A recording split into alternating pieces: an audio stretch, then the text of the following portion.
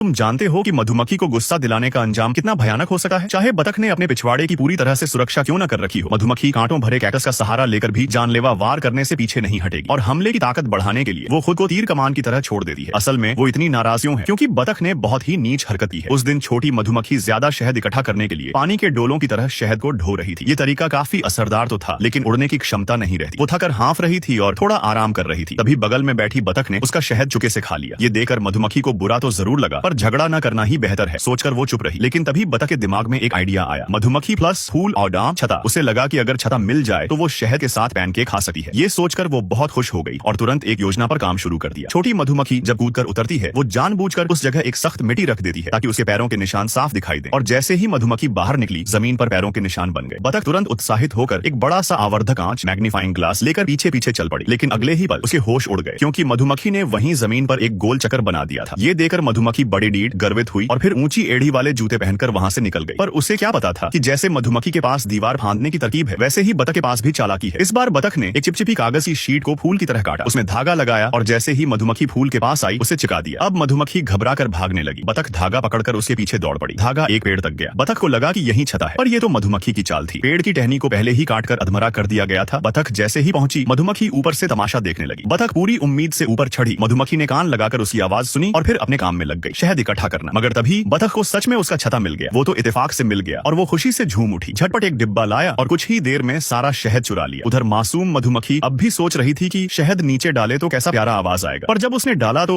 ठप की आवाज आई। हैरान होकर वो नीचे गई देखने, तो देखा कि बतख अब भी ज्यादा दूर नहीं गई है। उसे याद आया, ये तो वो शहद है जिसे उसने आधा साल लगाकर इकट्ठा किया था। अब वो गुस्से से फट पड़ी। बतख डरकर भागना चाहती थी, लेकिन तब तक बहुत देर हो चुकी थी। मधुमक्खी सीधे उसके फूलदान में जा गिरी। बतख को मुस्कुराता देखकर मधुमक्खी का गुस्सा 7वें आसमान पर पहुंच गया। जैसे तैसे बाहर निकली तो पास ही में कैक्टस देखा। एक तुलना की और दिमाग में योजना बन गई। उसने अपनी पूंछ पर कैक्टस का कांटा लगाया और फिर खुद को तीर की तरह छोड़ दिया। बतख ये देखकर डर गई, भागने लगी, लेकिन मधुमक्खी ने हार मानने से इनकार कर दिया। चाहे निशाना छूका, पर उसने फिर से कोशिश की। बतख भाग रही थी, पर उसकी टोपी थोड़ी पीछे रह गई और मधुमक्खी ने उसे छेद कर रख दिया। अब बतख डर गई, भागते भागते सफेद झंडा उठाया और आत्मसमर्पण कर दिया। फिर जो बचा हुआ शहद था वो मधुमक्खी को लौटा दिया। मधुमक्खी ने हमला रोक दिया, पर उसे क्या पता था बतख ने एक बोतल और चुके से छुपा रखी थी। ये देखकर गुस्से में तमतमाई मधुमक्खी ने एक और कांटा उठाकर सीधा फेंका और जब बतख की चोरी पकड़ी गई तो वो बड़बड़ाते हुए भागने लगी। मधुमक्खी ने पैर पटका और बतख रफ्तार से उड़ चली।